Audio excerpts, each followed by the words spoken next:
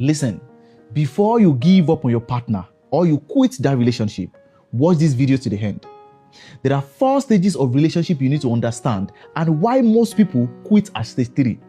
But if you are patient enough to cross to stage 4, you will have a perfect relationship and a marriage. All right? Stage 1, the attraction and infatuation stage. This is where everything feels magical. You are in your best behavior and you even ignore red flags just to make things work. You communicate longer, you sleep with each other more, you want to go out on dates, you want to spend more time with each other. But most people confuse this with real love. It is just emotional high and fantasy. It is okay to enjoy it, but don't build your future on it because it will soon come to an end. And that is where you get to the 2nd stage, which is the revelation and reality stage. This is where the mask goes off. This is where real love begins. You begin to notice their flaws. You begin to question your compatibility. This is where there will be disagreement and misunderstanding. In fact, you even question why you are in that relationship. And you will hear things like, oh, you've changed. This is not how you were before. But this is the 2nd stage of your relationship. There is nothing wrong with your relationship. There is nothing wrong with your partner. Because this is when you get to like 6 months to 1 year into that relationship, reality begins to set in. Love becomes more of a decision than just euphoria or dopamine hit. And how do you get past this stage? Learn your partner communication and conflict style.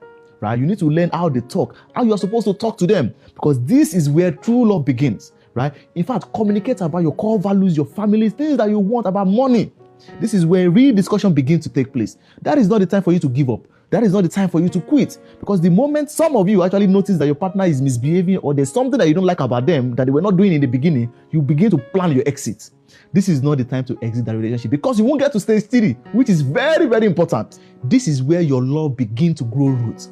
And that is the only way you can get to the stage 3, which is the most important. And that is where most people give up. So number 3, disappointment and the power struggle stage. This is where your resentment begins to build up.